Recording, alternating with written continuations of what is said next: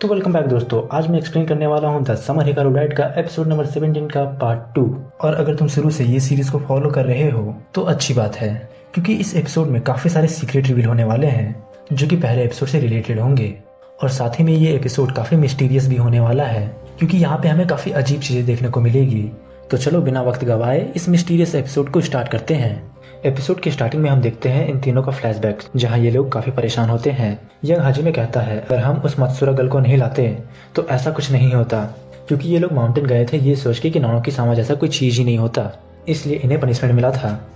और ये लोग फिर रियलाइज करते हैं कि आखिर में ये सारी गलती इन्हीं की थी। तो वो लोग डिसाइड करते हैं अब से हम इस विलेज को प्रोटेक्ट करेंगे, हम इस बात का ध्यान रखेंगे कि अब से कोई भी नानोकी सामा का शिकार ना बने। फिर सीन प्रेजेंट में शिफ्ट होता है और हम लोग देखते हैं वो लड़की कह रही होती है हिकारू जो पहाड़ों में लापता हो गया था वो पहले ही मर चुका है, इसलिए ये हमारी रिस्पॉन्सिबिलिटी है कि हम उसे अपनी कस्टडी में ले ले, क्योंकि उस नानोकी सामा ने उस लड़के के बॉडी पे कब्जा कर लिया है और इस विलेज में तभी से है। क्या हम इस मामले में आप सबकी मदद का उम्मीद रख सकते हैं? तभी ये चश्मे से बुढ़ा कहता है तुम जैसा कह रही हो, अगर हम वैसा करें तो क्या कुबिताची में सब कुछ नॉर्मल हो जाएगा पहले के जैसा? तो हाजिमे बीच में टोकता है और कहता है सबसे पहले हमें ये बताओ कि तनाका के साथ क्या हुआ और जो तुम्हारे पीछे हैं वो लोग कौन हैं? तो वो लड़की कहती है तनाका सिर्फ अपनी मर्जी से काम करता है, इसलिए उसकी सुपीरियर होने के नाते मुझे इस काम को हैंडल करने के लिए भेजा गया है, और ये जो मेरे पीछे हैं वो सब मेरे स्टाफ हैं, इसलिए आप उनकी चिंता ना लें। हाजिमे फिर से कहता है पर कस्टडी में क्यों लेना है, वो तो एक बच्चा है और अभी भी उसके पास उसकी माँ है। तभी उसे तनाका की कही हुई एक बात याद आ जाती है। तनाका उसे कह रहा होता है कि अब समय आ गया है, तुम अपने बारे में सोचना शुरू कर दो। तभी ये बुढ़ा कहता है हम में से किसी के लिए भी हिकारू को एक मॉन्स्टर के रूप में देखना इम्पॉसिबल है। तो वो लड़की फिर से कहती है इस महीने आपके विलेज में 5 लोग पहले ही मारे जा चुके हैं, इसलिए आप लोग को ये समझना होगा कि अभी समय गंवाने का वक्त नहीं है। मैं इस विलेज को प्रोटेक्ट करने की आप सबकी इच्छा को काफ़ी सिंपैथाइज करती हूँ। आप श्योरली काओई, इंडो और अपने फादर जैसे विक्टिम को और नहीं देखना चाहेंगे। तभी ये चश्मिश वाला बुढ़ा फिर से कहता है ठीक है, लेकिन मुझे या विलेज में किसी को भी ये यकीन दिलाना कि हिकारू एक मॉन्स्टर है काफ़ी मुश्किल होगा, और उसके जैसे यंग लड़के हमारे लिए काफ़ी इम्पोर्टेंट हैं।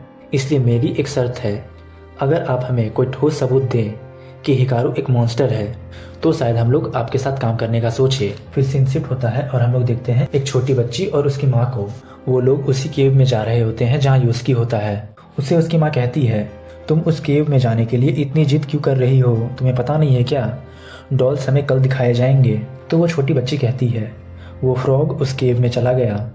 फिर हम लोग देखते हैं योस्की को जो काफ़ी टेंशन में है, क्योंकि उसे कुछ समझ में नहीं आ रहा उसे क्या करना चाहिए, क्योंकि उसे हिकारू को बाहर निकालना है। तभी उसे हिकारू की एक बात याद आती है। हिकारू उससे कह रहा था कि हम होल्स को पूरी तरह से क्लोज नहीं करेंगे, हम उसे रिड्यूस करके छोटे से होल में बदल देंगे ताकि कुरुब्यासी उसे क्लोज कर दे और तुम हमारे बीच जो कनेक्शन है उसे यूज करके मुझे बाहर निकाल सको।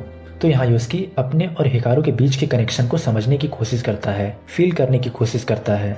वो सोचता है क्या मैं इमेजिन करके हिकारू का हाथ पकड़ के खींच लूं, क्या ये काम करेगा? शायद मुझे उसके असली रूप को इमेजिन करना होगा। फिर योस्की को कुछ फील होने लगता है जो ह्यूमन हैंड से भी ज्यादा ठंडा है और सबको अपनी तरफ अट्रैक्ट करता है। फिर उसे अपनी तरफ खींचने लगता है। तभी सीन शिफ्ट होता है हिकारू की तरफ। हिकारू के अंदर से वो एंटिटी बाहर निकलने लगती है। वो एंटिटी अपने पहले फॉर्म का आधा हिस्सा बन चुका है, इसलिए हिकारू की बॉडी से उसका कनेक्शन उसकी एक्सपेक्टेशन से ज्यादा वीक हो गया है।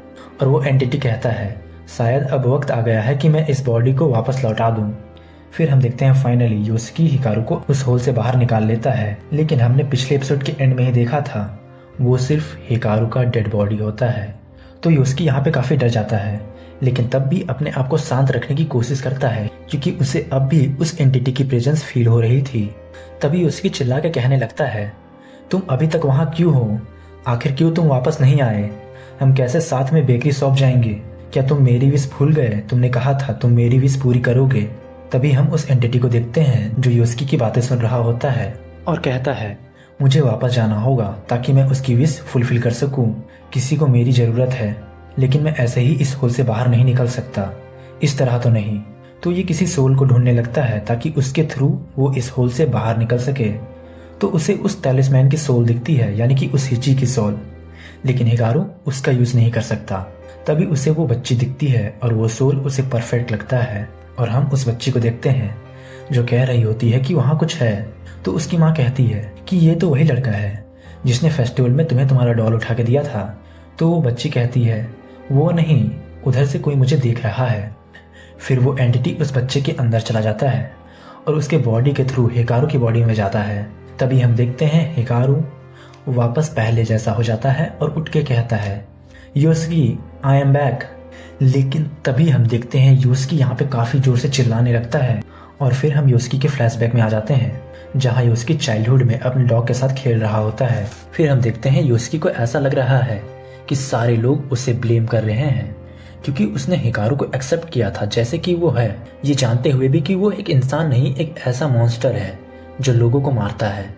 इसलिए उसे ऐसा लग रहा था कि सारी गलती उसकी है, उसे गिल्ट फील हो रहा था। फिर वापस हम प्रेजेंट में आ जाते हैं।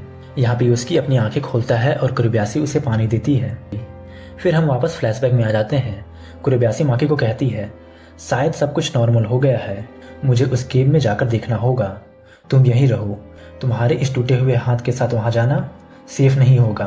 फिर कुरुब्यासी अकेले ही जाती है और उस केव में हम देखते हैं योस्की और वो बच्ची दोनों बेहोश पड़े होते हैं। उसकी माँ काफ़ी टेंशन में होती है और हॉस्पिटल में कॉल करती है। कुरुब्यासी को ये सब देख के अपना पास्ट याद आने लगता है कि कैसे उसके बेटे के साथ भी यही हुआ था। उसके बाद हम वापस प्रेजेंट में आ जाते हैं जहाँ कुरुब्यासी योस्की को बताती है कि अगर तुम उस बच्ची के बारे में सोच रहे हो, उसे एडमिट कर दिया गया है। शुरू में जब उसे हॉस्पिटल लाया गया था तो उसकी हालत काफ़ी ख़राब थी, लेकिन सडनली अभी उसकी हालत नॉर्मल हो गई है और वो काफ़ी जल्द ठीक भी हो जाएगी। तो योस्की कहता है सिर्फ इसलिए कि वो बच्ची ठीक है इसका मतलब ये नहीं कि सब कुछ ठीक हो गया, तुम लोग ऐसा समझ सकते हो। यहाँ पे योस्की को काफ़ी गहरा सदमा लग गया है। तो कुरुब्यासी उसे समझाने की कोशिश करती है आखिरकार हम उस होल को बंद कर पाएं। अब आसिडोरी में कोई भी इम्प्योरिटीज़ नहीं आ पाएगी। अगर हमने ऐसा ना किया होता तो फ्यूचर में प्रॉब्लम्स काफ़ी बढ़ जाती। हम लोगों ने ये किया क्योंकि ये इम्पोर्टेंट था और अभी तुम्हें अपने घर जाना चाहिए। मैंने तुम्हारी माँ को फ़ोन करके सब कुछ बता दिया है और थोड़ी देर पहले मैंने ये देखा कि स्काई में वो बैंड्स सिर्फ 2 ही हिस्सों में बट रहे थे, इसलिए शायद अब सिर्फ 2 ही होल बचे हैं। मुझे लगता है एक कीबो गयामा में और दूसरा आसिडोरी में है, पर पता नहीं उदेकारी का होल किसने बंद किया। पर जो भी हो, हमारे पास ये सोचने का वक्त नहीं है। योस्की, तुम्हें दारुमाजुका टनल के बारे में तो पता ही होगा। काफ़ी सारे ह्यूमन टोर्सेस के बोन वहाँ मिले थे और मुझे यकीन है कि वो होल वही है। मैं हिकारू के साथ उस होल को क्लोज करूंगी, इसलिए अब तुम्हें कुछ भी करने की जरूरत नहीं। तुम सुन रहे हो ना योस्की, तुम लोग कितनी भी कोशिश कर लो पर वो रियल हिकारू नहीं बन सकता, इसलिए तुम्हें ऐसा नहीं करना चाहिए। वो ह्यूमन नहीं है और अगर तुम इसी रास्ते पे चले तो तुम भी नहीं रहोगे। तुम क्यों ये बात नहीं समझ रहे कि मिक्स हो जाना और मजीरिमोनो बनना क्या होता है? मजीरिमोनो मतलब तुम लोग ऐसा समझ सकते हो किसी इम्प्योरिटीज के साथ मिक्स हो जाना। और कहती है तुम्हें इस ह्यूमन वर्ल्ड में एक नॉर्मल लाइफ जीना चाहिए जैसे बाकी सब जी रहे हैं। शायद तुम नहीं जानते कि नॉर्मल होना कितना प्रीसियस है। और ये बोलते बोलते कुरुब्यासी थोड़ा रेज में चली जाती है, इसलिए वो योस्की से माफ़ी मांगती है और कहती है अब शायद मुझे चलना चाहिए। और वो वहाँ से बाहर निकल के हिकारू के साथ कार में बैठ के चली जाती है और ये एपिसोड यहीं पे एंड हो जाता है। और जितने भी सारे सीक्रेट रिवील्स है, मिस्ट्रीज है, वो हमें इस एपिसोड के फाइनल पार्ट में देखने को मिलेगा, तो उसे मिस बिल्कुल भी मत करना क्योंकि उस एपिसोड में तुम्हें कुछ ऐसा पता चलने वाला है जिसे जान के तुम शौक होने वाले हो। और वीडियो पसंद आया हो तो लाइक करना, शेयर करना और अपने मंथन भाई के चैनल को सब्सक्राइब कर देना।